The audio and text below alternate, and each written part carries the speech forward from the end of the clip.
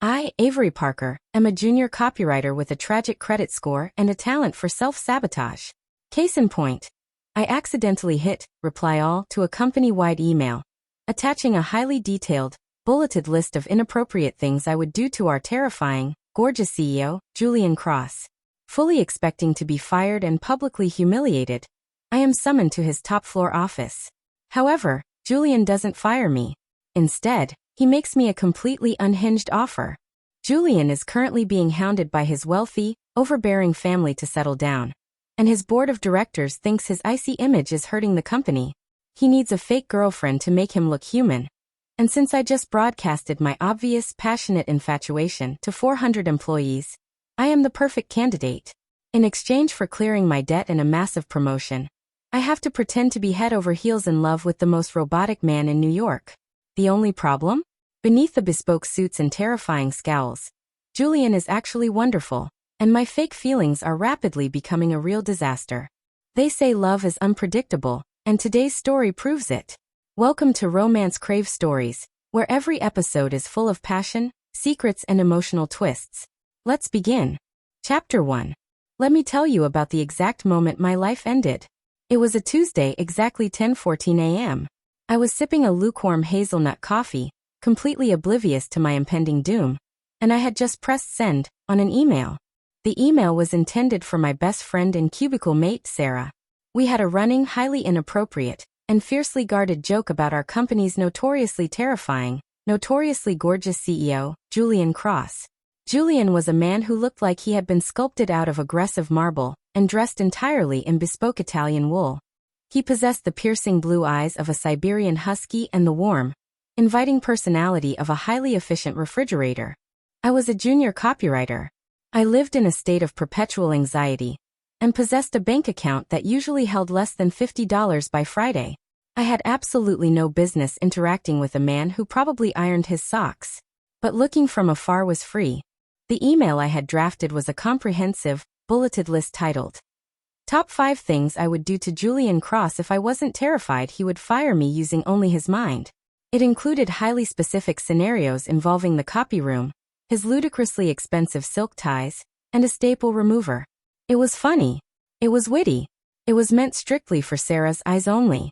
Unfortunately, our company's email directory had a feature called autofill. I didn't type Sarah. I typed S. And the system, in its infinite demonic wisdom, decided I meant staff all. I stared at the screen as the little paper airplane icon flew away into the digital ether. A split second later, a notification popped up on my screen. Message sent to 412 recipients.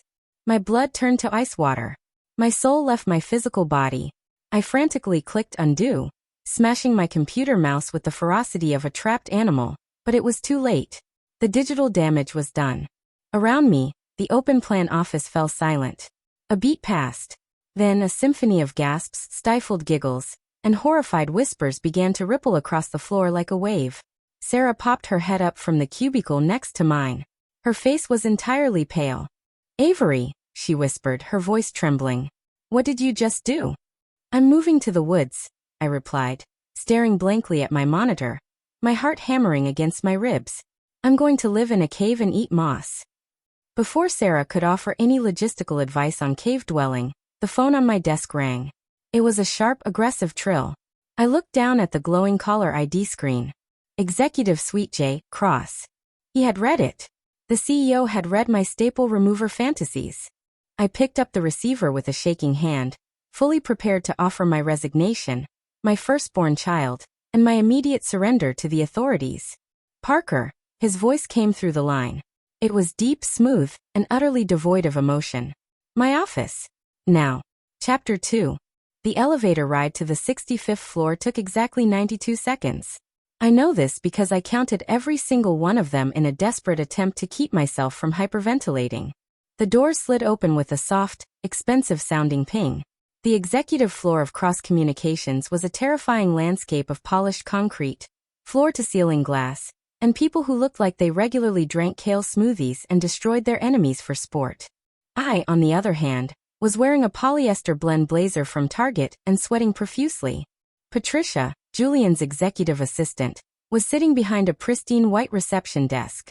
She was a woman in her late 50s who possessed the severe, unyielding aura of a royal guard. As I approached, she slowly looked up from her monitor.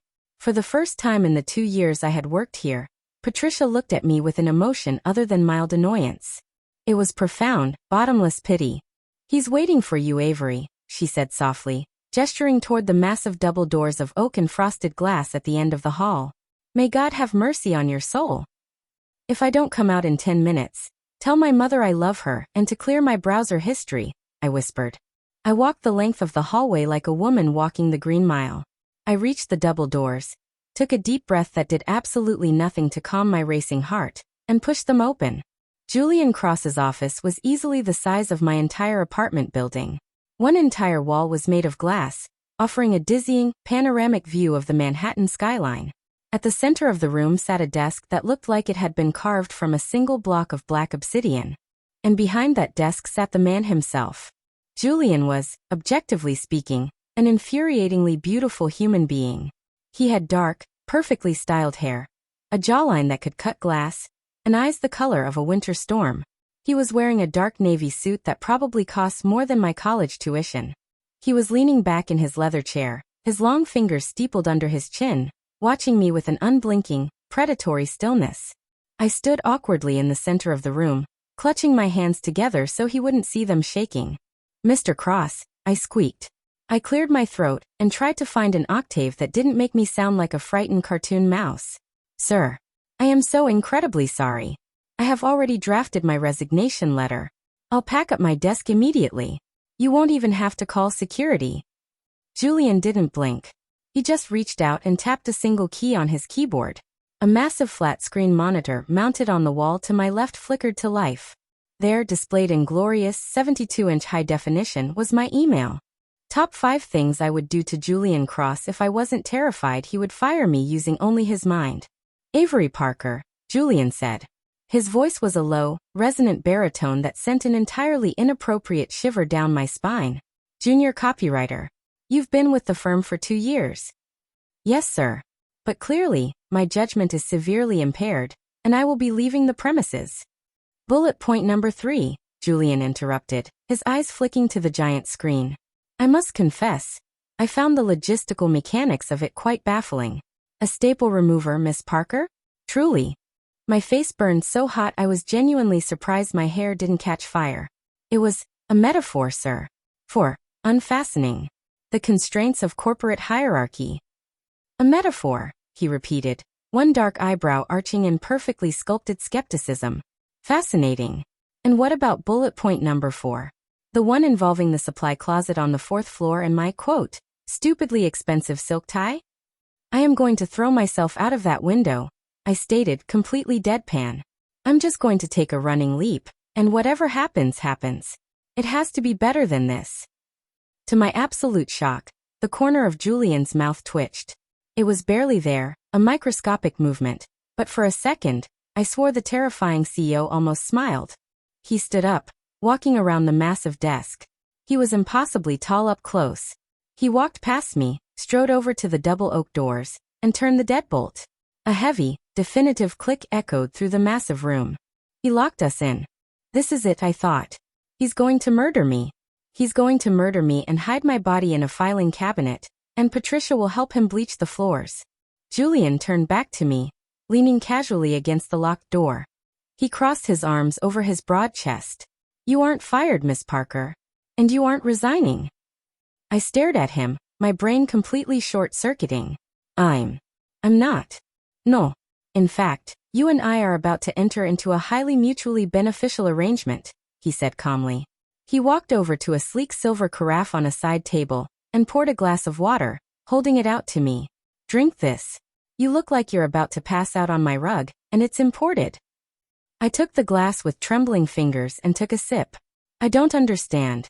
I just sent a manifesto of HR violations to 412 people."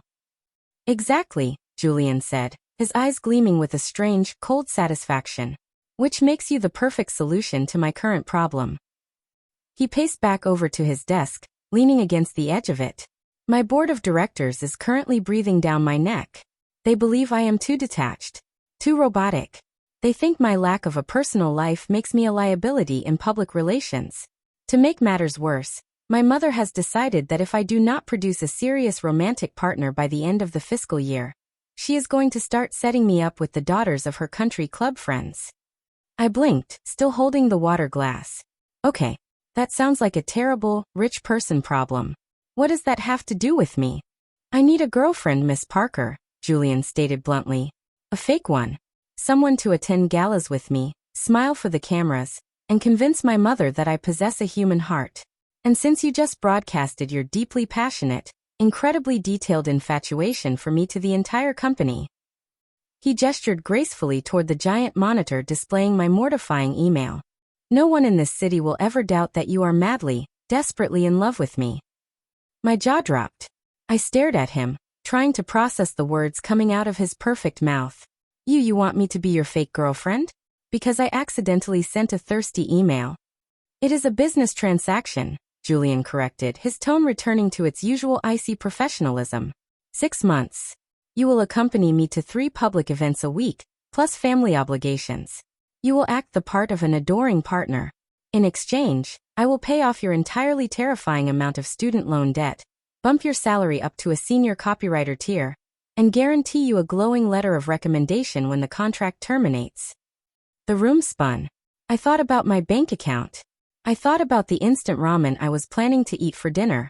I thought about the $40,000 of student debt hanging around my neck like a lead weight. You ran a background check on my debt? I asked, offended but also deeply intrigued. I run a background check on everyone who works in this building, he said smoothly. So, do we have a deal, Miss Parker? I looked at the giant screen displaying the staple remover incident. I looked at the terrifying, beautiful billionaire offering me financial freedom. I want it in writing, I blurted out. And I get to pick the restaurants. Julian Cross finally smiled. It was a sharp, dangerous look that made my stomach do a complete somersault. Excellent. Let's draft the paperwork. Chapter 3. The discreet coffee shop Julian chose for our contract negotiation was not actually a coffee shop. It was a private, members-only club tucked away behind an unmarked black door in Tribeca. The lighting was impossibly dim. Jazz played softly from invisible speakers, and a single cup of espresso probably cost more than my monthly subway pass. I sat in a plush leather booth, wearing my good sweater, the one without the mysterious mustard stain on the cuff, while Julian slid a manila folder across the mahogany table. It was as thick as a phone book. What is this? I asked, eyeing the folder like it might bite me. Is this a contract or the extended edition of The Lord of the Rings? It is a standard non-disclosure agreement, coupled with a highly specific performance contract, Julian said, taking a sip of his black coffee. He was wearing a tailored charcoal suit today, looking aggressively handsome and entirely out of place across from my general aura of impending panic. My legal team drafted it last night. I flipped open the cover. The legal jargon was so dense it made my eyes cross.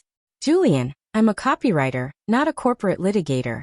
Section 4, subsection B says I am liable for reputational damages resulting from unauthorized romantic entanglements. Does that mean I can't date anyone else? Or does it mean I can't accidentally flirt with the barista?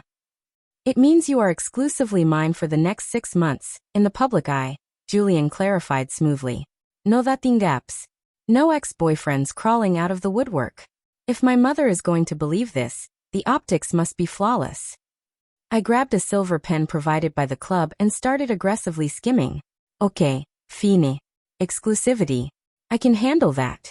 I haven't been on a decent date since 2024 anyway. But if I'm signing this, I have a few amendments of my own. Julian leaned back in his leather seat, resting his elbows on the armrests, and steepled his fingers. It was the same terrifying pose he'd struck in his office, but this time, I was fueled by the power of a promised $40,000 debt payoff. I am listening, Miss Parker. First of all, I said, pointing the pen at him. Section 7 details a clothing allowance. I appreciate the thought, but we need a no critiquing my wardrobe clause. I know I don't dress like the women you usually date, who I assume are entirely composed of silk and trust funds, but you do not get to dictate my daily outfits. If I want to wear my Target polyester blazer to work, you will look at me with loving, adoring eyes. Julian's mouth twitched. I will agree to not critique your work attire.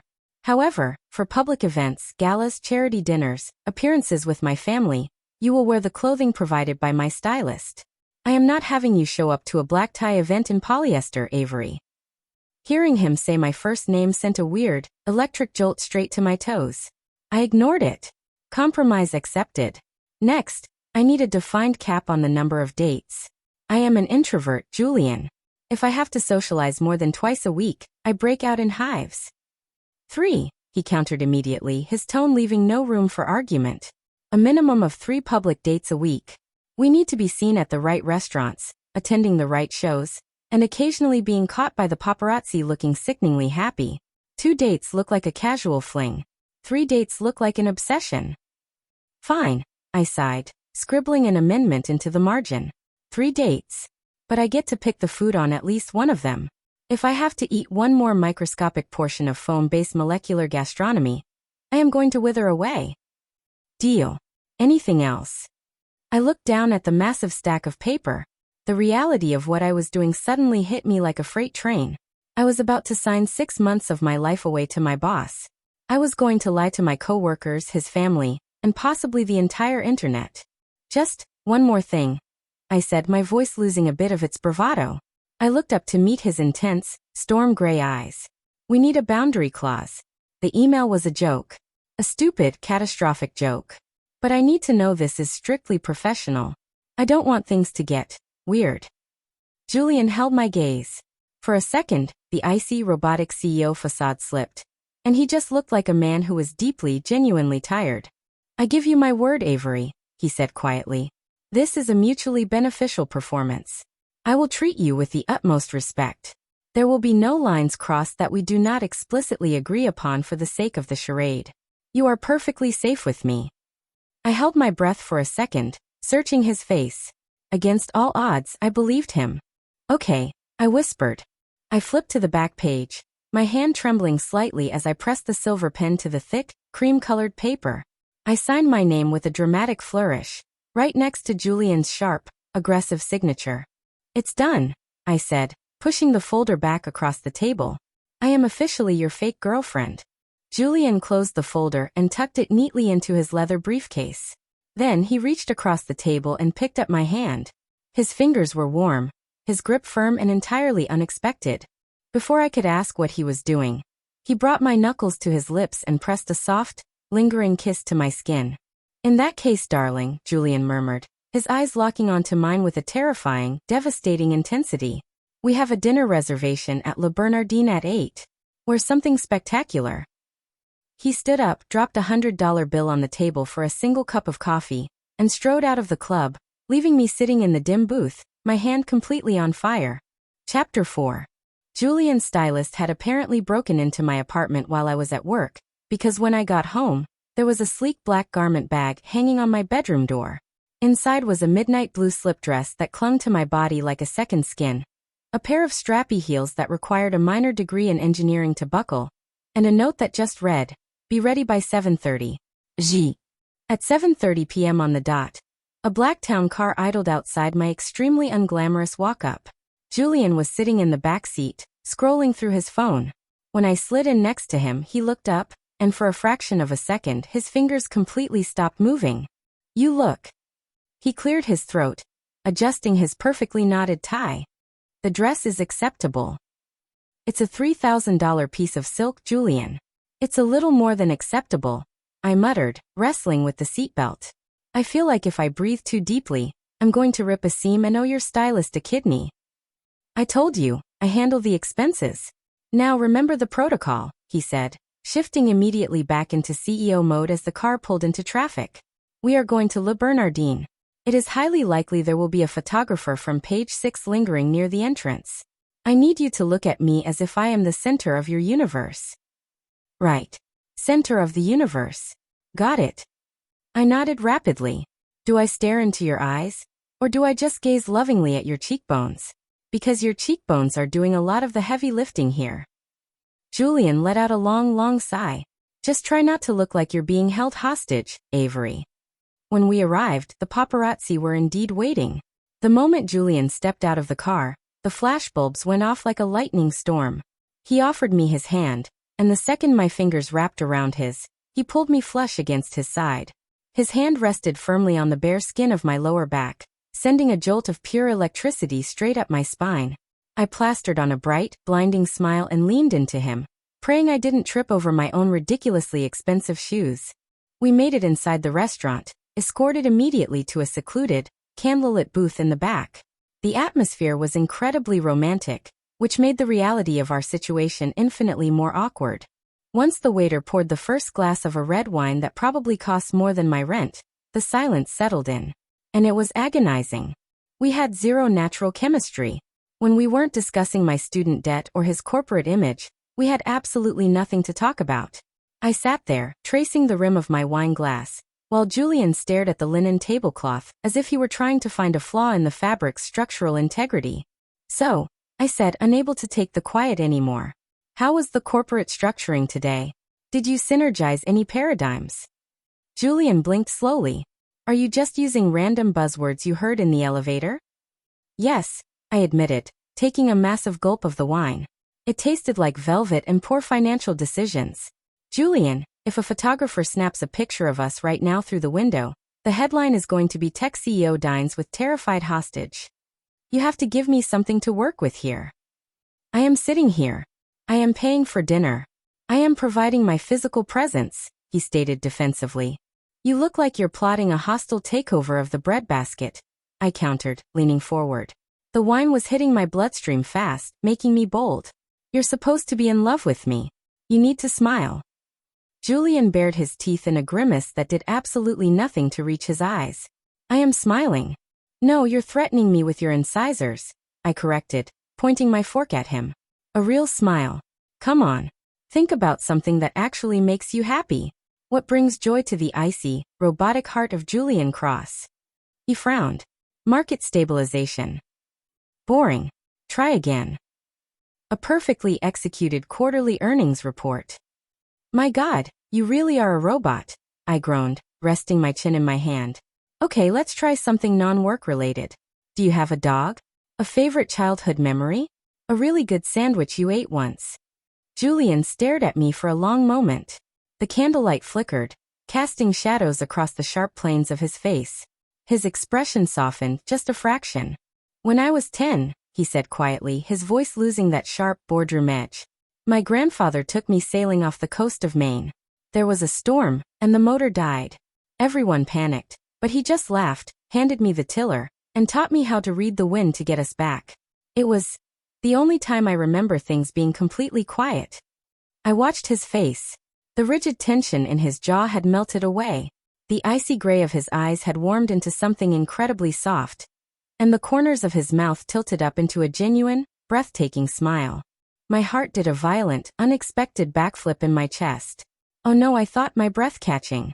That is a lethal smile. There, I whispered, suddenly feeling very sober and very entirely out of my depth. That's the smile. Julian seemed to realize what he was doing. The smile vanished, replaced instantly by his usual, guarded mask, but he didn't look away from me. He reached across the table, his long fingers lightly brushing the back of my hand. You're a very dangerous woman, Avery Parker, he murmured. I'm a copywriter with a wine buzz, I shot back, though my voice trembled slightly. Don't give me too much credit. The waiter arrived with our appetizers, breaking the spell, but for the rest of the dinner, Julian's hand stayed on the table, just a millimeter away from mine. And for the first time since I signed that massive contract, I realized that faking my feelings wasn't going to be the hard part.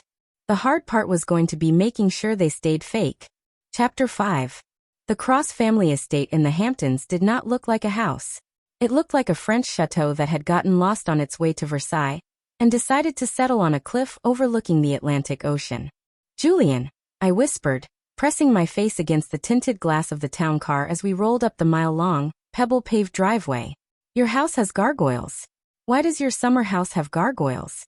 They're griffins, Avery, Julian corrected, not looking up from his tablet.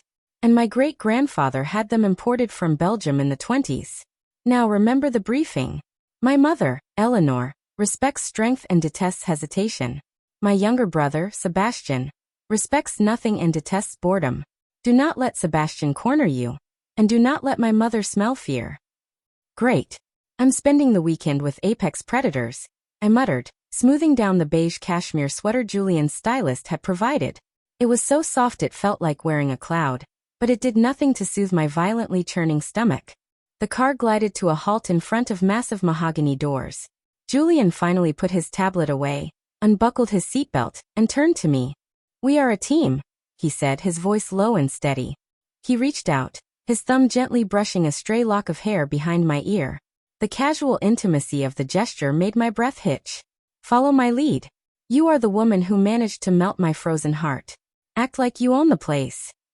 "I have $12 in my checking account, Julian. The only thing I own is a collection of vintage tote bags." "Avery," he said softly, a warning but also a strange kind of reassurance. "Showtime." We stepped out of the car and into the grand foyer. It was paved in black and white marble and dominated by a sweeping double staircase. Standing at the base of the stairs, looking like she had been expecting us to arrive via a disappointing peasant carriage, was Eleanor Cross. She was a stunningly elegant woman in her 60s, wearing a perfectly tailored white pantsuit and a string of pearls the size of grapes. Beside her stood a younger, slightly messier, blonde version of Julian, Sebastian. He had his hands shoved into the pockets of his chinos, and a smirk plastered across his face.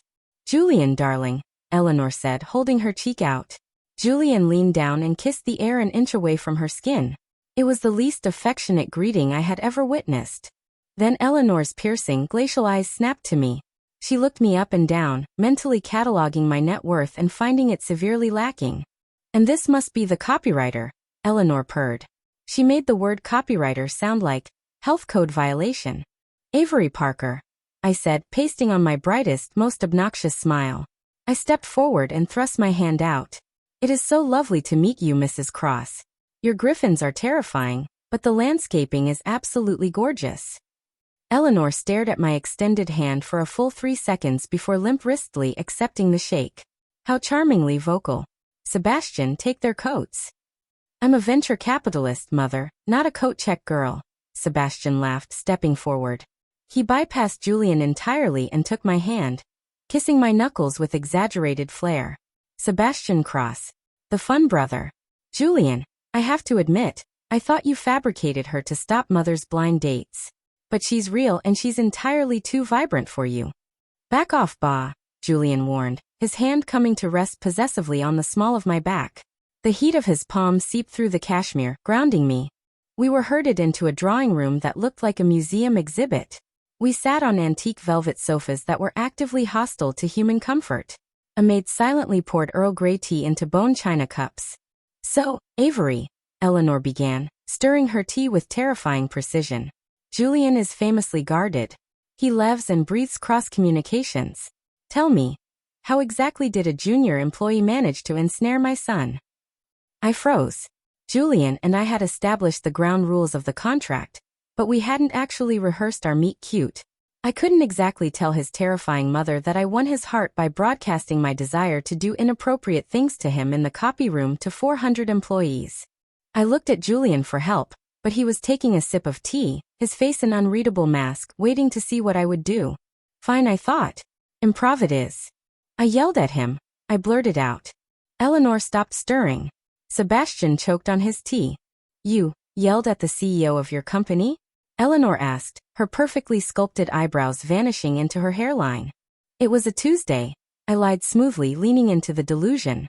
He was walking through the bullpen, entirely engrossed in his tablet, and he walked right into me. Spilled my scalding hot hazelnut coffee all over my shirt. And instead of apologizing, he told me I was blocking a highly trafficked corporate artery. Julian turned his head to look at me, a muscle feathering in his jaw. I couldn't tell if he was furious or trying not to laugh. I was running late for a deadline, I was caffeinated, and I just snapped. I continued dramatically. I told him that his situational awareness was garbage, and that just because his suit cost more than my car didn't give him the right to bulldoze his employees. "My God," Sebastian breathed, looking at me with pure awe. "You yelled at the Ice King." "I fully expected to be fired," I said, putting a hand on my chest. But instead of calling security, I turned to Julian, giving him a sickeningly sweet, adoring look. He sent a dry clean replacement shirt to my desk the next day. with a handwritten apology note and an invitation to dinner. It was a total fabrication, but it sounded exactly like the kind of arrogant billionaire meets feisty underling trope that rich people loved. Eleanor looked stunned. Julian? You wrote a handwritten note? You usually have Patricia type your birthday cards.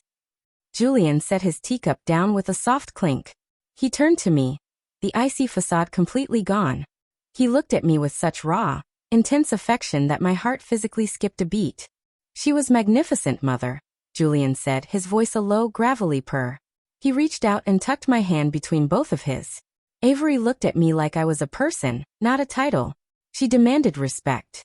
And the moment she insulted my situational awareness, I knew I was entirely ruined for anyone else.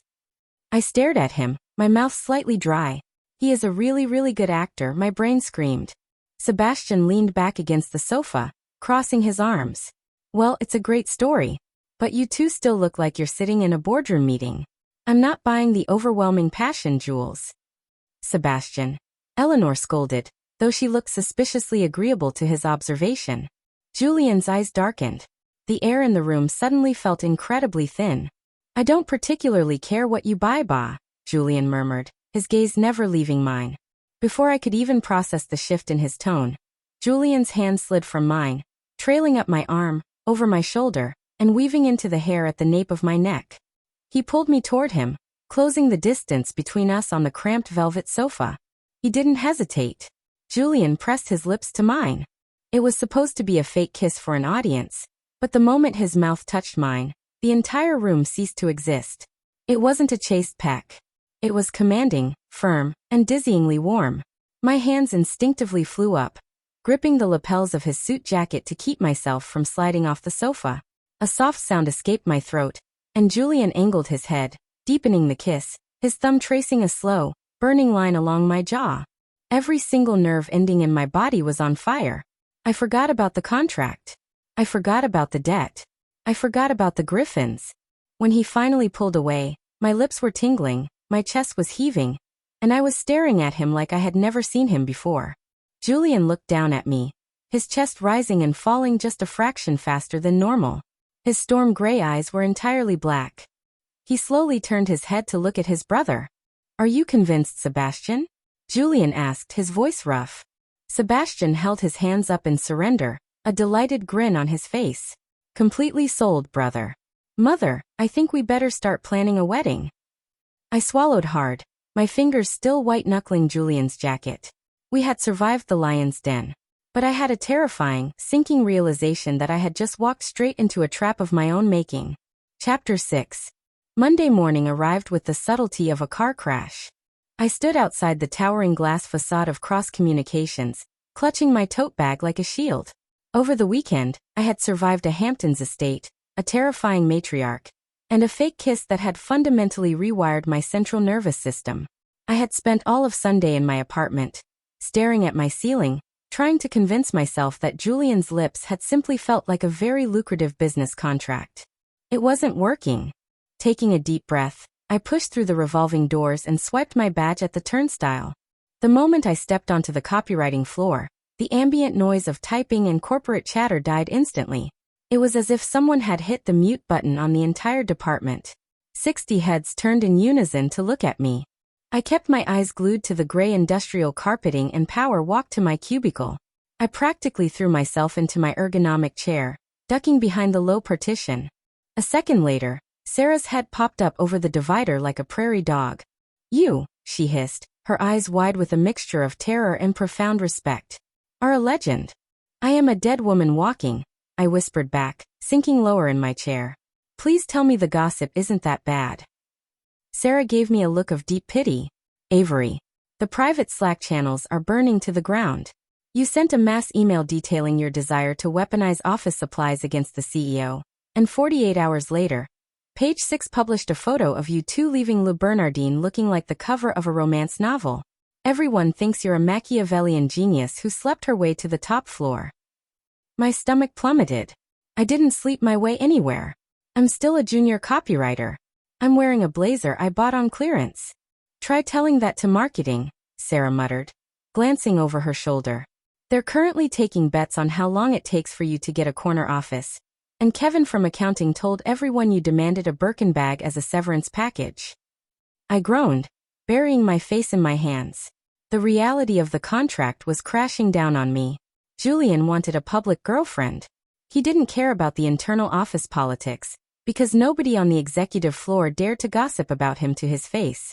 But down here in the trenches, I was fresh meat. By 11 a.m., the whispers had become unbearable. Every time I walked to the printer, conversation stopped. When I went to the break room to heat up my sad Tupperware of leftover pasta, 2 women from graphic design deliberately turned their backs to me, giggling about social climbers. I retreated to my cubicle, fighting the sudden, humiliating sting of tears in my eyes. I was supposed to be writing ad copy for a new line of smart refrigerators, but the words were swimming on the screen. I felt completely isolated. At 11:15 a.m., the temperature in the room seemed to drop by 10 degrees. The low hum of the bullpen didn't just stop this time, it flatlined. I heard a collective, breathless gasp ripple across the floor. I sniffled, wiping my eyes, and peeked over the top of my cubicle monitor. Julian Cross was walking through the bullpen. This was unprecedented. The CEO did not come down to the 4th floor. The 4th floor was a land of fluorescent lights and microwave odors. Julian operated strictly in the sterilized, cloud-scraping heights of the 65th floor. But here he was, wearing a 3-piece suit the color of midnight, moving with the lethal, silent grace of a shark gliding through a very shallow fish tank. The entire department was paralyzed in fear. He didn't look at anyone. His icy gray eyes were locked onto a single target, my cubicle. I scrambled to sit up straight, furiously hitting save on my document, panicking. Did I breach the contract? Did I look insufficiently adoring in the lobby? Julian reached my desk. In his right hand, he held a sleek, white paper cup from the ludicrously expensive artisanal coffee shop across the street.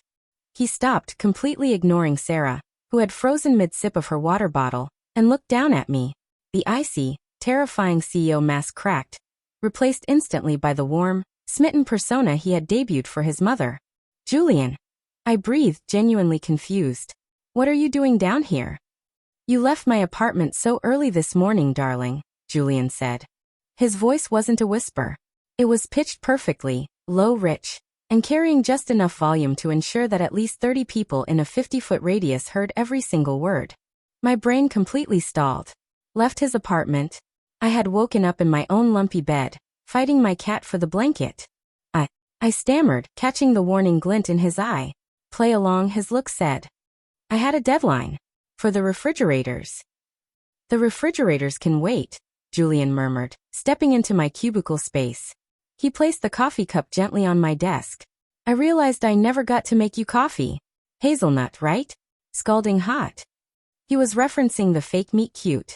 He was establishing the lore. I looked up at him, my heart doing that violent, treacherous backflip again. He wasn't just performing for his mother anymore. He was performing for my coworkers. He was establishing, clearly and publicly, that he was the one chasing me. Thank you, I whispered, reaching for the cup. Our fingers brushed, and a spark of static electricity snapped between us. Are you free for lunch? Julian asked, resting his hands casually on the edge of my desk, leaning in close enough that I could smell his expensive, woodsy cologne. I have a department meeting at 1, I said, acutely aware that 60 people were currently holding their breath, eavesdropping on our conversation. Julian didn't even blink. He reached into his jacket pocket, pulled out his sleek black phone, and tapped a single button. Patricia? Cancel the copywriting department meeting at 1 o'clock. Miss Parker is unavailable. He hung up without waiting for a response and slipped the phone back into his pocket. Problem solved. Julian smiled, a genuine breathtaking curve of his lips that made my stomach flutter.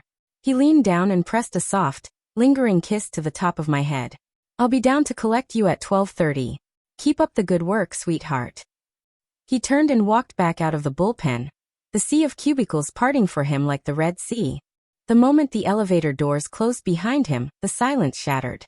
But this time, there were no nasty whispers. There were no jokes about social climbers. Sarah slowly lowered her water bottle, staring at me with a look of profound, almost religious awe. Avery, Sarah whispered. You didn't sleep your way to the top. You conquered it. Chapter 7. I am not a woodland creature. My idea of roughing it, is staying at a hotel where the room service stops at midnight.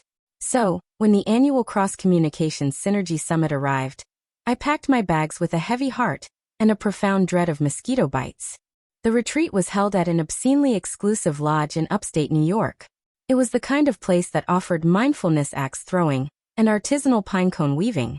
All senior staff and department heads were mandated to attend. Since I was now publicly dating the CEO, I had been fast-tracked onto the guest list, much to the chagrin of the executive VP of marketing. After a grueling afternoon of trust falls, during which I am fairly certain the CFO deliberately let me hit the mat, Julian and I walked toward the VIP lodging section to finally check into our cabin. Julian was wearing a chunky knit sweater and dark denim. He looked like an impossibly wealthy lumberjack, and it was doing terrible things to my heart rate. "I don't understand why we have to sleep in the woods," I complained, dragging my rolling suitcase over a gravel path. "We own technology. We conquered nature. Why are we going back to it?" "It builds character, Avery," Julian said smoothly, easily carrying his leather duffel bag in one hand. "And it fosters departmental synergy." If I hear the word synergy one more time, I'm going to throw myself into the lake. We reached cabin 4. It was a picturesque, a frame log cabin with a smoking chimney and a wraparound porch. Julian unlocked the heavy wooden door, pushed it open, and let me step inside first. I walked into the room, dropped my suitcase and froze. The cabin was beautiful. It smelled like cedar and expensive candles. There was a roaring fire in the stone hearth, a tiny kitchenette, and exactly one bed. It wasn't a sprawling California king bed either. It was a standard queen, draped in a plaid wool blanket. "Julian," I said slowly, pointing a trembling finger at the singular piece of furniture. "Where is the other bed?" Julian stepped into the cabin, pulling the door shut behind him. He looked at the bed. He looked at the tiny, deeply uncomfortable-looking wooden armchair next to the fireplace. His jaw clenched so hard I thought I heard a molar crack. Without a word, he pulled out his phone and dialed. "Patricia," he barked the moment the line connected. "Explain cabin 4. He listened for a moment, his eyes darkening to a stormy, furious gray. He pinched the bridge of his nose.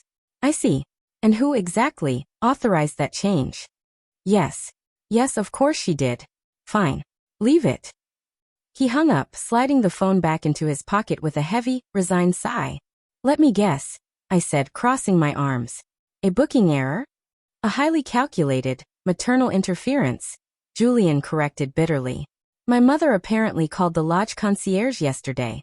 She claimed that since we are so madly in love, it would be a tragedy to put us in the 2-bedroom executive suite I originally booked. She downgraded us to the romance cabin." "The romance cabin," I repeated, my voice squeaking. "I will sleep in the chair," Julian announced, dropping his duffel bag on the floor. He glared at the wooden armchair, as if he were preparing to fight it in hand-to-hand combat. "You take the bed." I looked at the chair.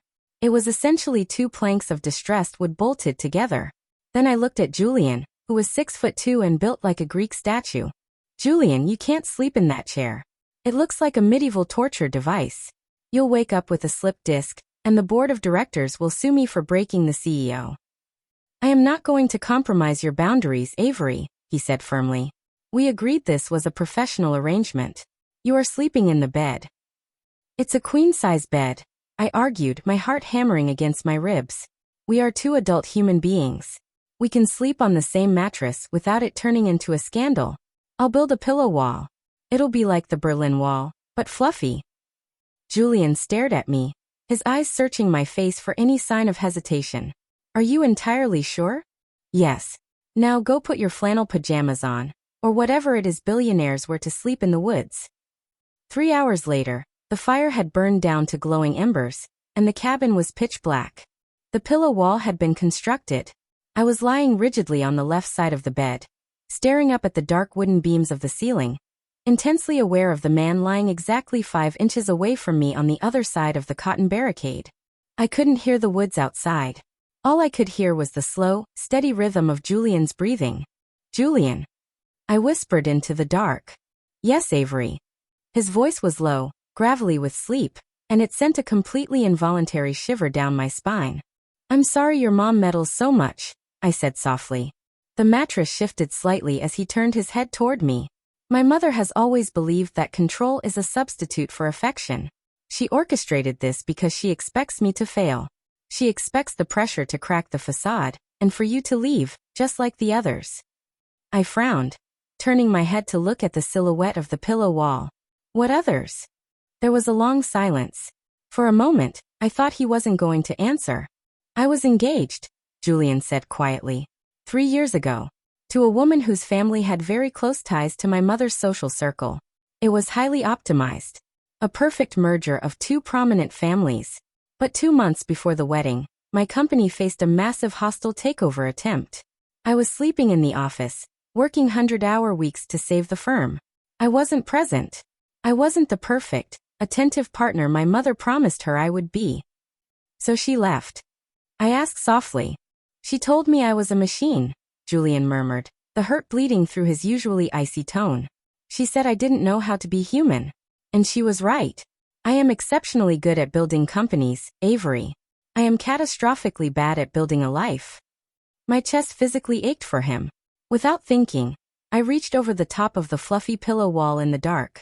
I waved my hand blindly for a second until my fingers brushed against his arm. I slid my hand down, finding his, and laced my fingers through his much larger ones. Julian went completely still. You aren't a machine, Julian, I whispered, squeezing his hand tight.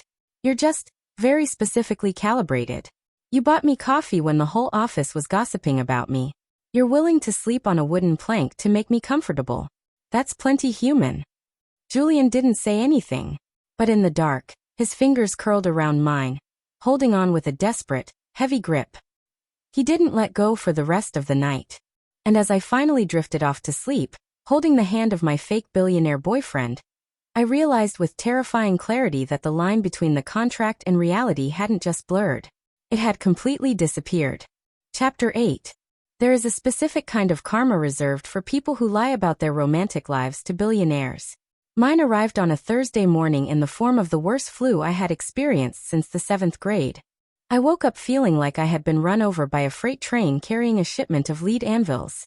My throat felt like sandpaper, my head was throbbing with a chaotic, heavy bassline, and my apartment was fluctuating wildly between the temperature of the Sahara Desert and the Arctic Circle. I managed to drag my feverish body out of bed, wrapped myself in a threadbare, oversized college sweatshirt, and sent a pitiful, typo-ridden email to HR and my department head, Sivk. Flu. Do not expect me to alive until Monday. I crawled back under my duvet, curled into a miserable, shivering ball, and passed out. I don't know how many hours passed. My dreams were a chaotic fever haze of staplers, pine cones, and Julian Cross's shockingly warm hands. I was violently pulled back to reality by a sharp, authoritative knock on my apartment door. I groaned, burying my face in my pillow. Go away, I croaked. I have the plague. I am contagious and deeply unattractive. The knocking persisted. It was the kind of knocking done by someone who was entirely unaccustomed to being ignored. I blindly reached for my phone on the nightstand to check the time. It was 3 p.m.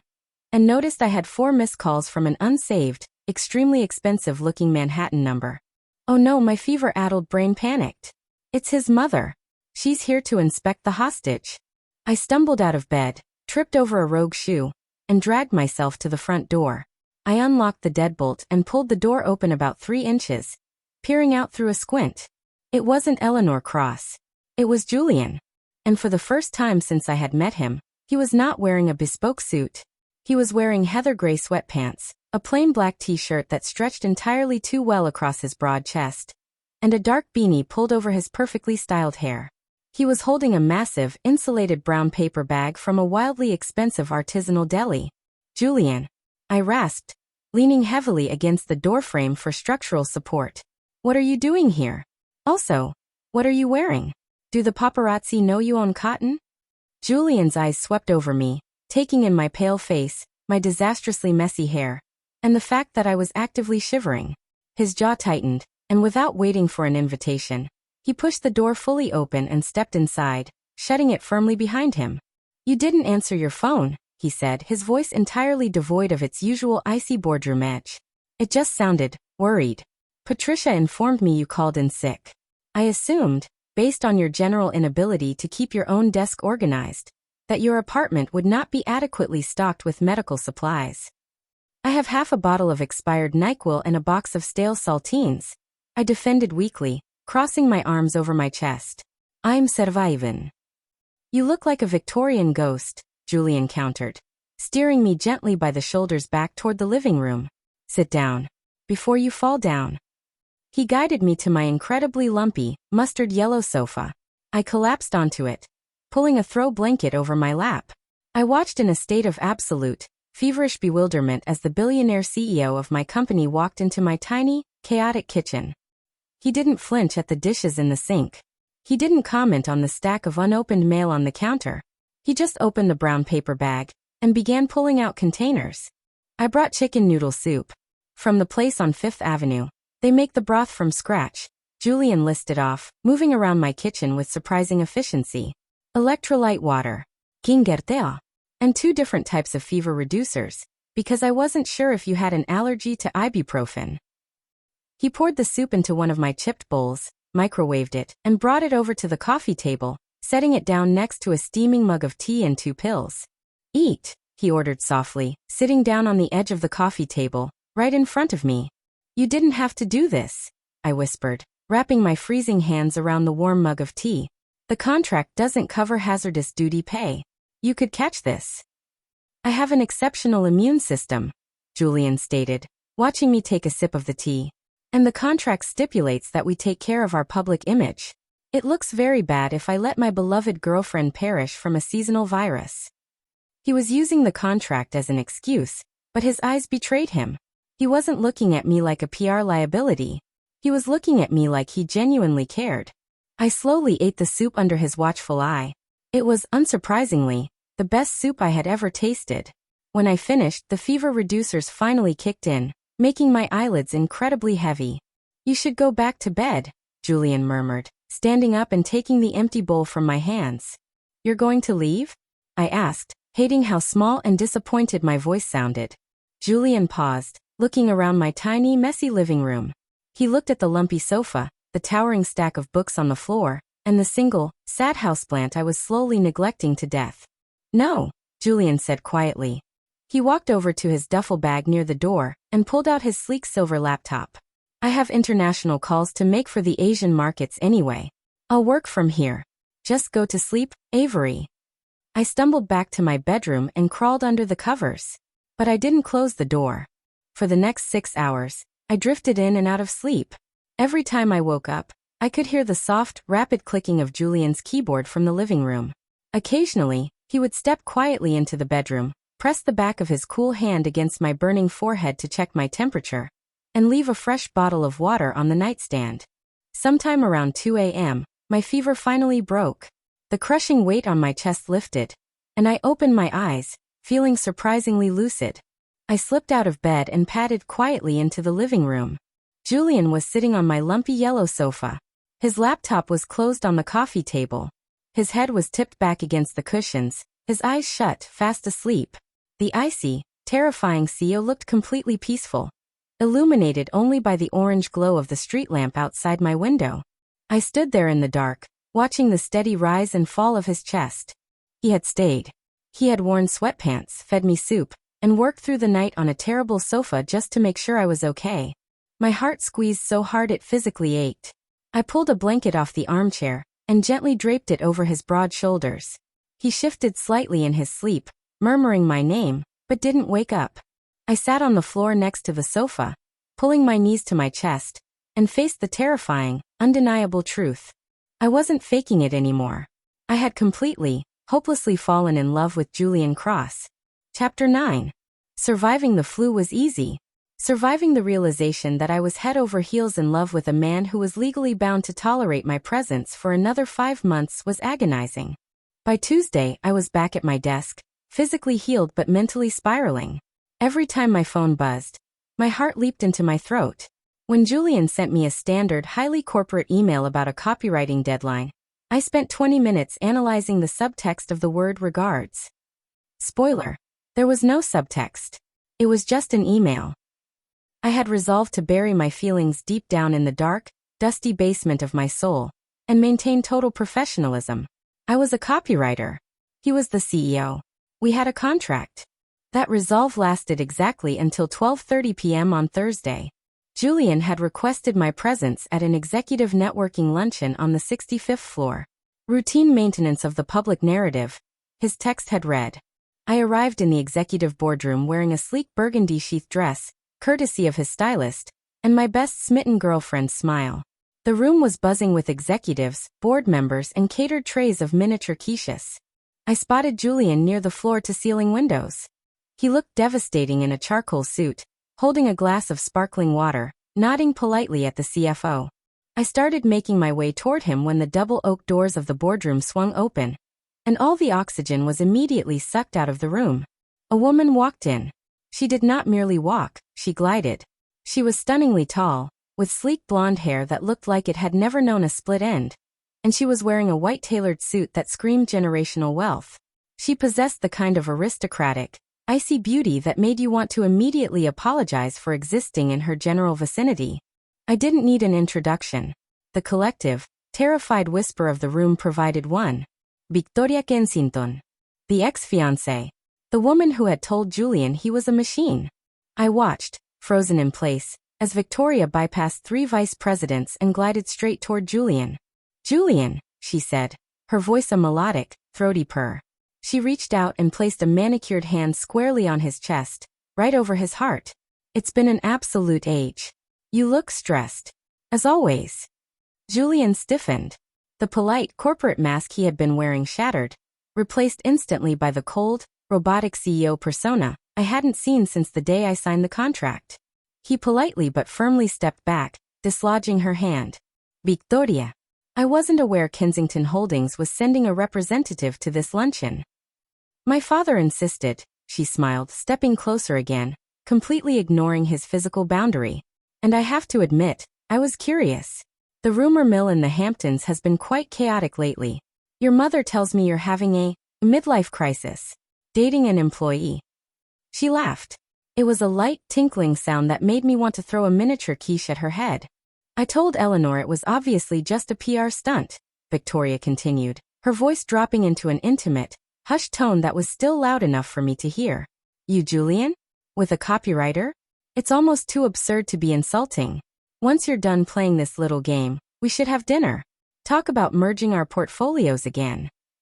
A sudden violent wave of pure, unadulterated jealousy crashed over me. It was so intense it actually made my vision blur at the edges. I forgot about the contract. I forgot about professionalism. My brain completely shut down, leaving only a primal, deeply territorial instinct in charge. Darling, I practically shouted, cutting through the room.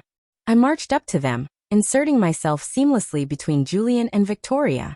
I didn't just stand next to him. I plastered myself against his side. I wrapped both of my arms around his left arm, hugging it to my chest, and beamed up at him with aggressive affection. I am so sorry I'm late, sweetheart, I cooed, using a pet name that made Julian actually flinch in surprise. The elevators were just a nightmare. I turned my head and looked at Victoria, widening my eyes in faux innocence. Oh, I'm sorry. I didn't realize Julian was catching up with a vendor. I'm Avery.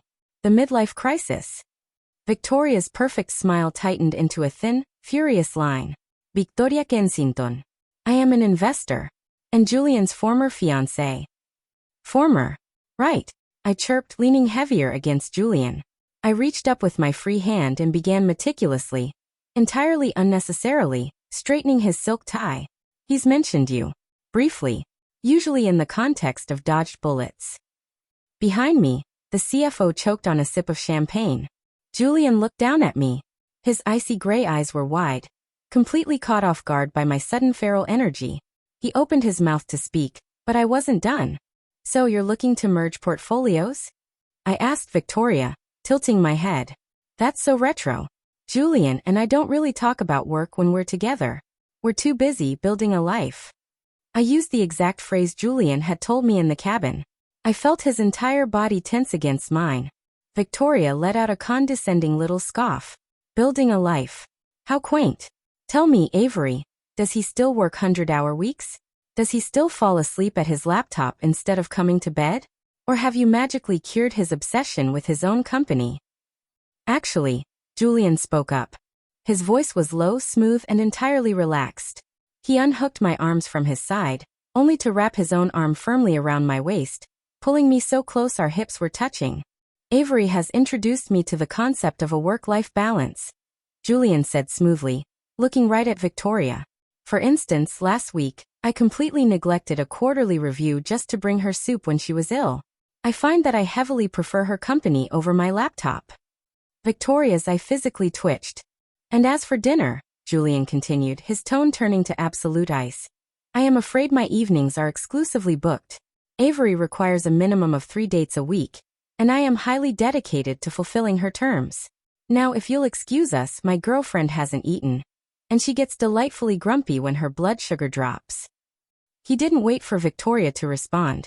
He turned us both around and steered me toward the catering tables on the other side of the room, leaving the aristocratic ex-fiancée standing alone, looking like she had just been slapped. Once we were safely behind a towering display of artisan cheeses, I let out a massive, shaky breath. My adrenaline was crashing, and the sheer audacity of what I had just done was catching up to me. I'm sorry, I blurted out, grabbing a cocktail napkin and twisting it nervously. I know I overstepped, but she touched your chest, and she called me a PR stunt, and I saw red. I was fulfilling my contractual obligation to act like an adoring, fiercely loyal partner.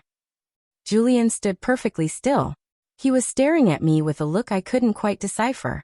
It wasn't the fake smitten look he used for the cameras, and it wasn't the cold CEO mask. It was intense, searching, and incredibly heated. Your contractual obligation, Julian repeated softly. Yes, I nodded frantically. Optics. Protecting the narrative. Julian took a step closer, crowding me against the cheese table. He reached out, his knuckles lightly brushing against my flushed cheek. Avery, he murmured, his gaze dropping to my lips. The contract doesn't require you to defend my honor to the woman who broke my heart. Well, I swallowed hard, my heart hammering against my ribs. I like to over-deliver on my projects. A slow, dangerous smirk spread across Julian's face. Noted. Remind me to give you a spectacular performance review. Chapter 10. The Cross Communications annual charity ball was the kind of event that required a security clearance, a 6-figure donation just to get a seat at a table, and a wardrobe that cost more than the GDP of a small island nation. When Julian's stylist had dropped off the dress for the evening, she hadn't included a note. She had just unzipped the garment bag, nodded solemnly at me like a priest administering last rites, and walked out of my apartment. I stared at myself in the full-length mirror attached to my closet door. The dress was liquid gold. It wasn't just gold-colored. It looked as if someone had melted down bullion and draped it directly over my skin. It featured a plunging neckline, a daringly low back, and a slit that went exactly as high as legally permissible. When I moved, the fabric caught the light and shimmered like a weapon. Okay, I whispered to my reflection, applying a final swipe of red lipstick. You are not a junior copywriter with a negative bank balance. You are a siren. You are going to go to this gala, you are going to drink free champagne, and you are going to survive the night without confessing your undying love to your fake boyfriend. A knock on my apartment door signaled it was time to face the music. I grabbed my clutch, took a deep breath, and opened the door. Julian was standing in the dimly lit hallway of my walk-up. He was wearing a classic, razor-sharp black tuxedo with a crisp white shirt and a silk bow tie. He looked like James Bond, but significantly more dangerous. When the door opened, Julian looked up. He stopped breathing. I actually saw his chest halt mid-inhale. His icy gray eyes swept over me, starting from my strappy gold heels, traveling up the slit of the dress, and finally landing on my face. The look in his eyes wasn't fake affection or polite approval. It was raw, unfiltered reverence. Avery, he breathed, his voice rougher than I had ever heard it. He took a step into my apartment, entirely ignoring the chaotic pile of mail on my entryway table. You look catastrophic. Catastrophic? I asked, my heart doing a frantic tap dance against my ribs. Is that a billionaire compliment, or do I need to change? It means you are going to completely ruin me for anyone else tonight, Julian murmured. He reached out, his warm fingers lightly tracing the bare skin of my shoulder, sending a shockwave of electricity straight to my core. Shall we? The gala was held at the Plaza Hotel. The moment we stepped out of the town car, the The paparazzi descended like a swarm of very aggressive, flash-happy locusts. True to form, Julian slipped his arm around my waist, pulling me flush against his side. But this time his grip felt tighter, more protective. He didn't just pose for the cameras. He shielded me from the worst of the flashing lights as we navigated the red carpet. Inside, the ballroom was a breathtaking spectacle of crystal chandeliers, towering floral arrangements, and Manhattan's elite. For the first 2 hours, we played our parts perfectly. We mingled with board members, charmed wealthy donors, and laughed at jokes that weren't actually funny.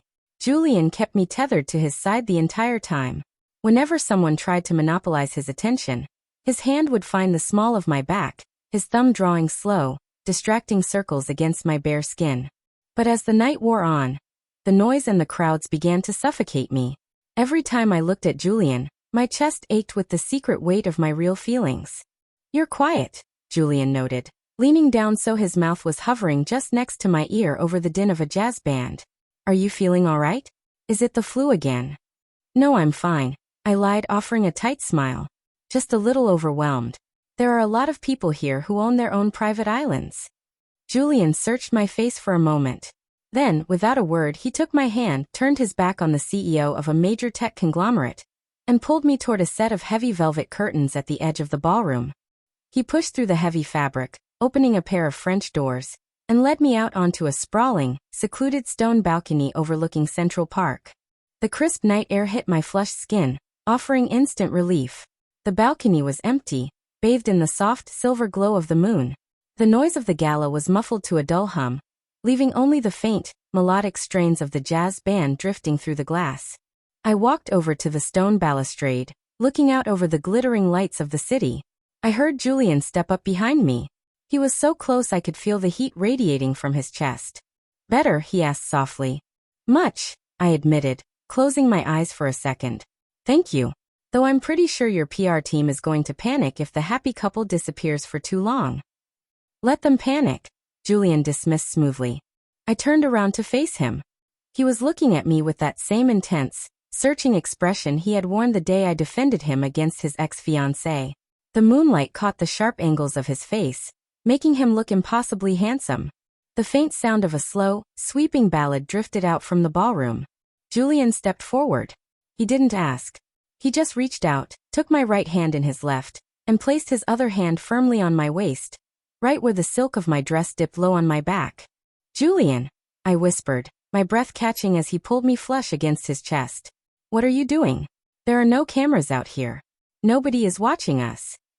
"I know," Julian murmured, his eyes locking onto mine, dark and stormy. He began to sway us slowly to the muffled music, his steps perfectly matching mine. "We don't have to perform," I reminded him, though I made absolutely no effort to pull away. I rested my free hand against the solid wall of his chest, feeling the heavy, rapid thud of his heartbeat beneath his tuxedo shirt. Who said I was performing? The question hung in the cool night air, heavy and loaded with a terrifying amount of meaning. I looked up at him, my heart hammering so hard I was certain he could feel it. The icy, robotic CEO was completely gone. In his place was a man looking at me like I was the only thing keeping him tethered to the earth. "You hired me to be a distraction, Julian," I breathed, trying desperately to keep my boundaries intact. "I hired you because I was desperate," Julian corrected, his voice dropping to a gravelly whisper. His hand slid from my waist, trailing slowly up my spine, tangling in the loose curls at the nape of my neck. He pulled me closer, eliminating the last fraction of space between us. "But now, the only thing I'm distracted by is you. The way you yell at me. The way you make my apartment feel empty when you aren't there. The way you look in that dress." He lowered his head, his face inches from mine. I could feel his warm breath against my lips. "Avery," he whispered, a confession torn from his chest. "I don't want to fake this anymore." Before I could even process the magnitude of what he was saying, the heavy velvet curtains behind us were abruptly thrown open. "Julian, there you are." A booming, jovial voice interrupted. It was the chairman of the board. "They need you inside for the charity auction right now." Julian and I sprang apart like two teenagers caught sneaking out. Julian's jaw clenched with murderous frustration, but the CEO mask instantly slammed back into place. "I'll be right there, Richard," Julian said, his voice perfectly smooth. He looked back at me, his eyes burning with an unspoken promise. "We aren't done with this conversation." He turned and walked back into the ballroom, leaving me standing on the balcony, my lips tingling, my heart racing, and my meticulously constructed walls completely, utterly destroyed. Chapter 11. The remainder of the charity ball passed in a surreal, glittering blur of auction paddles and incredibly dry speeches. I functioned on pure autopilot. I smiled at the right intervals, clapped when appropriate, and somehow managed to keep myself upright in my lethal gold heels. But my mind was entirely stuck on the balcony. "I don't want to fake this anymore." Julian's words echoed in my head on a relentless, terrifying loop. Every time I glanced at him from across the table, I found him already watching me. The icy, robotic CEO was gone, replaced by a man whose storm-gray eyes tracked my every movement with a dark, predatory focus that made my pulse hammer wildly against my ribs. When the gala finally concluded at midnight, Julian didn't wait for the usual parade of lingering goodbyes. He placed a hand firmly on the small of my back, murmured a few abrupt farewells to the board members, and steered me out of the ballroom with the ruthless efficiency of a man orchestrating a corporate takeover. The paparazzi flashed their cameras as we exited the plaza, but Julian didn't pause to pose. He bundled me directly into the waiting black town car, and slid into the back seat beside me. The heavy doors slammed shut, instantly cutting off the noise of the city. A second later, the tinted glass privacy partition between the back seat and the driver slid up with a soft, mechanical hum. We were completely, utterly alone. I pressed myself against the passenger door, suddenly acutely aware of how much space Julian took up in the confined cabin. He had unfastened his bow tie, letting it hang loose around his collar, and unbuttoned the top 2 buttons of his crisp white shirt. It was an unfairly attractive look. "Julian," I started, my voice betraying a slight tremor. I clutched my metallic clutch like a protective shield against my chest. "About what you said on the balcony." "Avery," Julian interrupted. He didn't stay on his side of the car. He closed the distance between us in a single, fluid movement, crowding me against the leather upholstery. He reached out and gently plucked the clutch out of my death grip, tossing it carelessly onto the opposite seat. "We were interrupted," Julian murmured, his voice dropping into that low, gravelly register that made my brain completely short-circuit. He reached up, his long fingers tangling in the hair at the nape of my neck, and tilted my face up toward his. He didn't give me a chance to overthink it. He brought his mouth down on mine, and every single coherent thought I possessed instantly evaporated. This was not the fake kiss from the Hamptons. That kiss had been a performance, commanding and convincing, but staged for an audience. This kiss was desperate. It was entirely real. A soft gasp escaped my throat, and Julian took immediate advantage, parting my lips and deepening the kiss with a raw, consuming intensity. My hands, acting entirely of their own volition, flew up to grip the lapels of his tuxedo jacket, pulling him closer until there was absolutely no space left between us. He tasted like expensive champagne and mint, and the heat radiating from him was intoxicating. His free hand slid down to my waist, tracing the deep dip in the back of my gold dress, his thumb caressing my bare skin. The touch sent a violent, electric shock straight to my core. I leaned into him, my fingers moving from his lapels to bury themselves in his perfectly styled hair, ruining it completely. Julian groaned, a low, rough sound vibrating deep in his chest, and angled his head to kiss me harder. I was completely unmoored, swept up in a tidal wave of adrenaline, and the terrifying realization that the man I was secretly in love with was kissing me like he was starving for it. But then, as his lips trailed down my jaw to press a burning kiss against the sensitive skin of my neck, reality came crashing back down on me like a grand piano. He is Julian Cross. My brain screamed over the frantic beating of my heart. He is a billionaire CEO who treats relationships like business mergers. He optimizes everything. When this contract is over, he is going to go back to his perfect, sterile life, and you are going to be left completely devastated. I was a junior copywriter with a negative bank balance, a chaotic apartment, and a history of self-sabotage. Julian was a man who fired people for inefficient synergies. The disparity between our lives wasn't just a gap, it was a chasm. And if I let myself fall, I was going to get crushed. Panic, cold and sharp, flooded my veins. "Wait," I gasped, tearing myself away from him and pressing my back hard against the car door. "Wait, Julian. Stop." Julian froze, his chest heaving, his eyes entirely black with desire and sudden confusion. Avery? What is it? Did I hurt you? No, I breathed, wrapping my arms around myself, suddenly feeling very cold despite the heat in the car. No, you didn't hurt me. But we can't do this. Why? He asked, his voice rough. He reached out to touch my arm, but I flinched back, and his hand dropped instantly. On the balcony, you didn't pull away. You feel this too. I know you do. It's the adrenaline, I lied, my voice shaking. Tears pricked the back of my eyes, but I ruthlessly blinked them away. It's the champagne, and the gala, and the fact that we've been pretending for weeks. The lines are just getting blurred. Julian stared at me, his jaw clenching. This isn't blurred lines, Avery. This is real. It's a breach of contract. I blurted out, clinging to the only defense mechanism I had left. Section 4, subsection B. No serais romantic entanglements. We agreed this was a business transaction, Julian. You are my boss. You hold my debt, my job, and my entire professional future in your hands. If we do this and it blows up, which it will because I am a chaotic disaster and you are a highly optimized machine, I lose everything. The word machine hung in the air between us, toxic and sharp. I saw Julian physically flinch. The warmth completely drained from his face, replaced instantly by the cold, devastatingly blank mask of the CEO. The town car rolled to a gentle stop outside my apartment building. I didn't wait for the driver to open the door. I grabbed my clutch, yanked the door handle, and practically threw myself out onto the sidewalk. Avery, Julian called out, his voice sharp and suddenly desperate.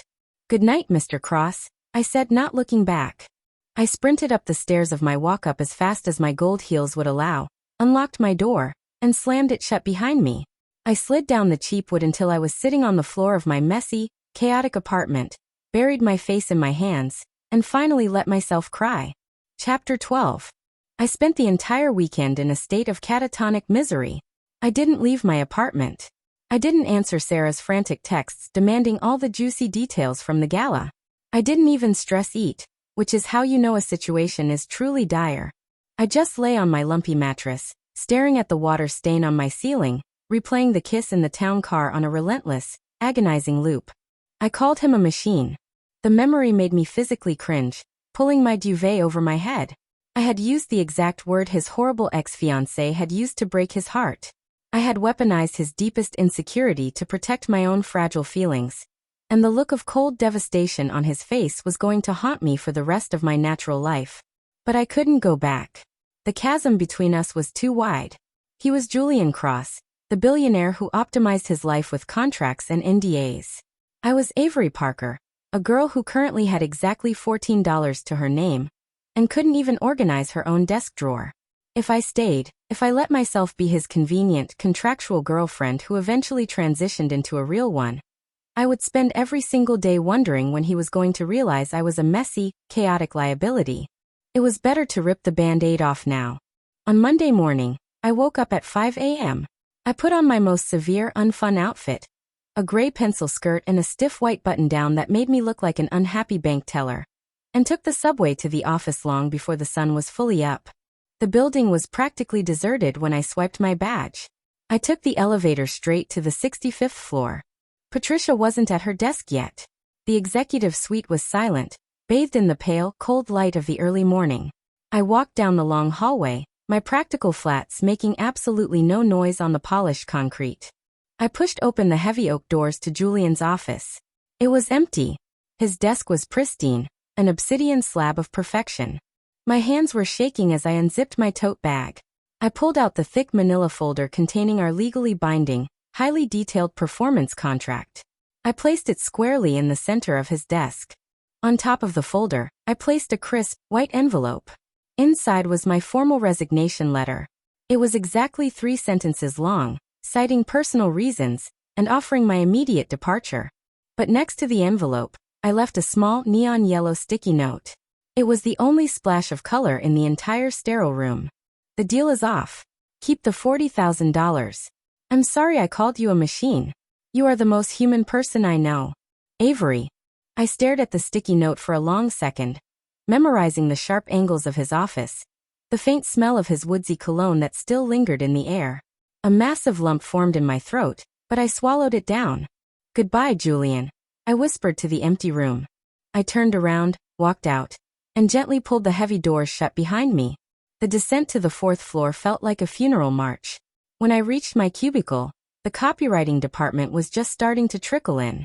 I grabbed an empty cardboard paper box from the supply closet and started throwing my meager belongings into it. 3 vintage coffee mugs, a framed photo of my cat, a pathetic, wilting succulent, a drawer full of aggressively pink highlighters. Avery.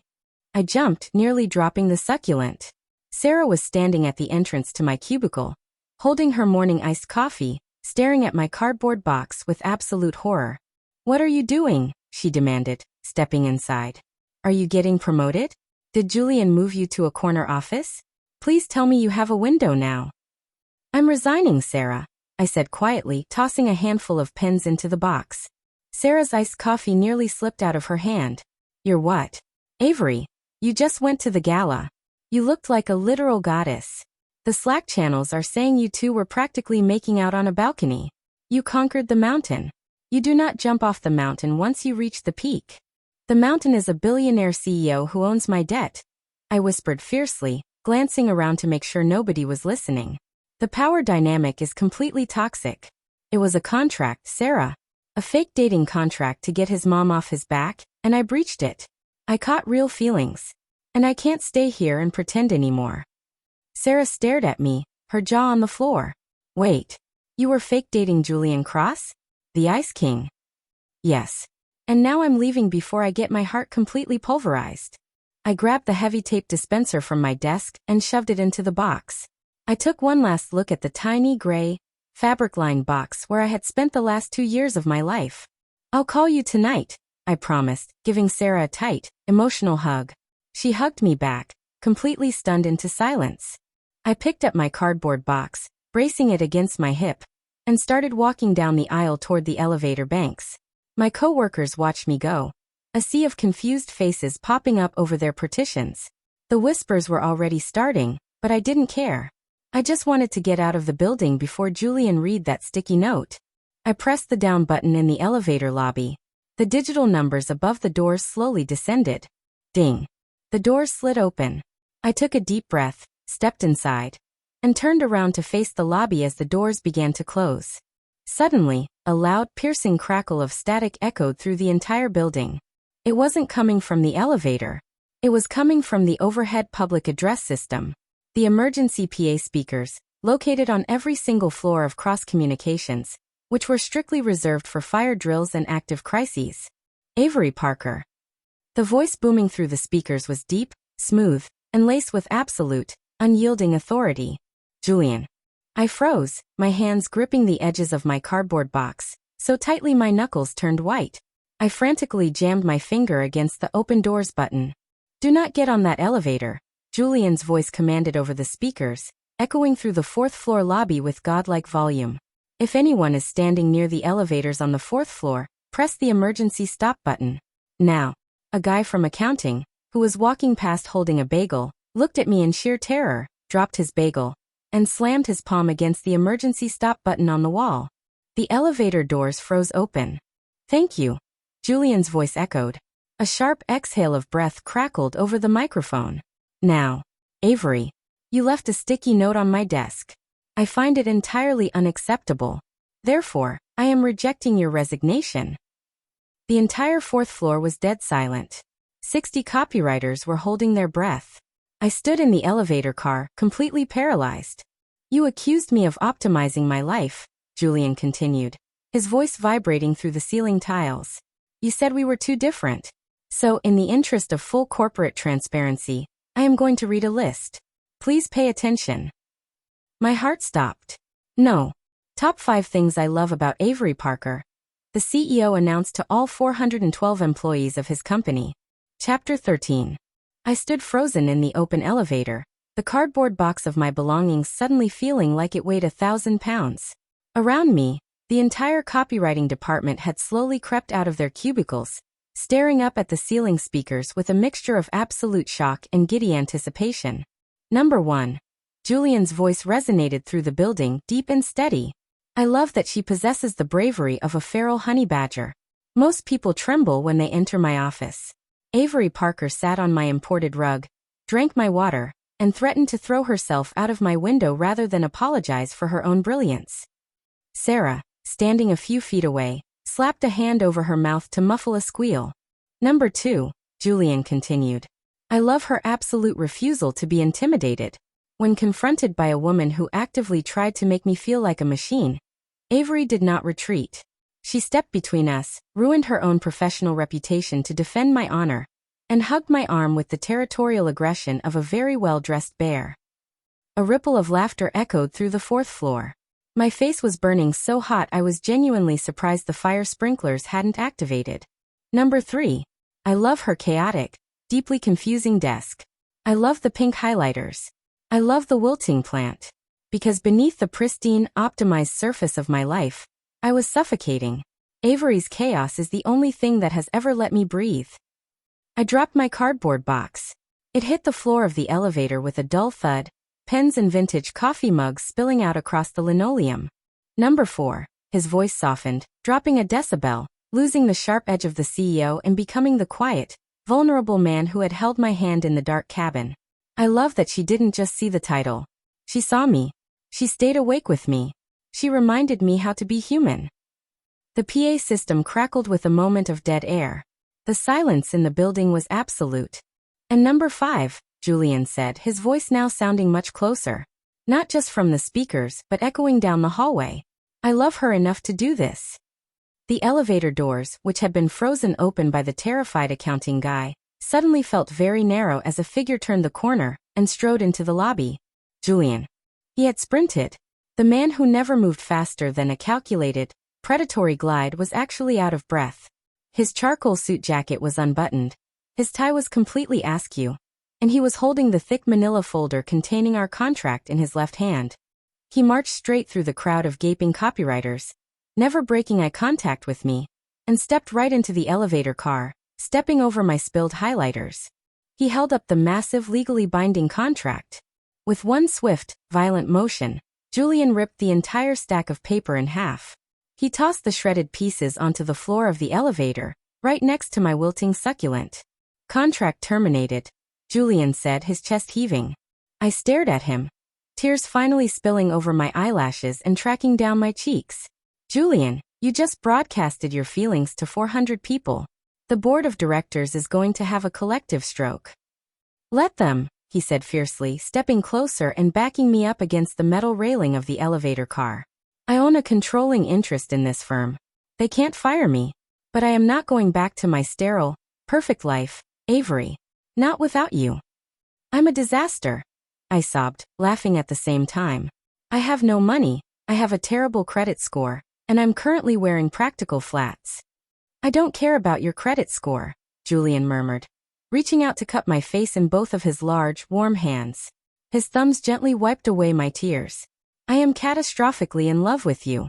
I don't want a fake girlfriend for the press, and I don't want a business transaction. I want you. All the mess. All the chaos. Everything. He looked down at me, his storm gray eyes entirely unguarded. Avery Parker, Julian whispered. Will you please go on a real, entirely unoptimized first date with me? Yes, I breathed. Julian didn't hesitate. He pulled me in and kissed me. Right there in the elevator, in front of the entire copywriting department. It wasn't a performance. It was a promise. The kiss was deep, breathtaking, and tasted like absolute victory. A cheer erupted in the lobby. I could hear Sarah screaming in triumph, followed by the sound of scattered applause echoing down the hallway. Julian broke the kiss, resting his forehead against mine, a brilliant, devastating smile lighting up his face. He reached out and hit the button for the 65th floor. What are you doing? I asked breathlessly as the doors finally slid shut, cutting us off from the cheering crowd. I have to pack up my desk. You don't sit at that desk anymore, Julian murmured, pulling me securely against his side as the elevator began to rise. You're moving to the executive floor. I believe the role of senior copywriter comes with a window. And a door I can lock? I asked, raising an eyebrow. Absolutely, Julian smirked, kissing the top of my head. For when we need to synergize. Epilogue. 1 year later. The executive suite of Cross Communications was significantly less terrifying than it used to be.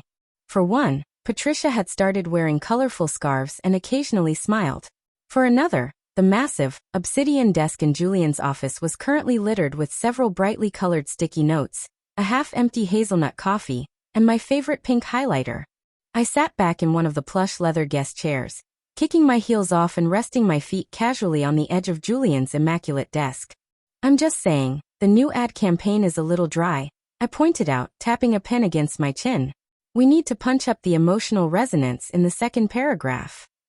Julian, who was standing by the floor-to-ceiling window reviewing a quarterly report, turned around. He wasn't wearing a tie, his sleeves were rolled up to his elbows, and he looked entirely, blissfully relaxed. "You are the senior copywriter, darling," he said, walking over and leaning against the edge of the desk right next to my feet. "I trust your judgment implicitly." He reached out, his hand wrapping warmly around my ankle, his thumb drawing lazy circles against my skin. On his left ring finger, a sleek, modern gold band caught the afternoon light. "Good," I smiled, admiring the ring. "Because I already changed it and sent it to the printers." Julian laughed, a rich, warm sound that I still felt incredibly proud of unlocking. He leaned down and pressed a soft kiss to my forehead. "You are a menace to corporate protocol, Mrs. Cross." "You knew what you were marrying," I reminded him, tilting my head back to look at the wall behind his desk. Right next to his framed degrees from Harvard and Yale hung a much smaller, significantly more important document. Julian had tracked down the server logs, printed out the original, infamous email, and had it professionally framed in expensive mahogany. Top 5 things I would do to Julian Cross if I wasn't terrified he would fire me using only his mind. "You know," Julian murmured, following my gaze to the framed email. His eyes darkened, a familiar, dangerous spark igniting in the storm gray depths. "It's past 6 o'clock. Most of the floor has gone home." He unhooked my feet from his desk, stepping between my knees, and rested his hands heavily on the armrests of my chair, trapping me in. "Is that so?" I asked, my pulse picking up an immediate, frantic rhythm. "It is," he whispered, lowering his mouth until it was hovering just a millimeter above mine. "And I believe we have a supply closet on this floor." I'm feeling incredibly open to exploring the metaphorical unfastening of corporate hierarchy. I grinned, grabbing the lapels of his shirt and pulling him the rest of the way down. "Just promise me one thing." I breathed against his lips. "Anything." "No stapel." That's where this love story ends for now. If you enjoyed this episode, don't forget to like, subscribe, and turn on notifications for more romantic twists. Tell me in the comments what will you have done. Until the next story, keep craving romance.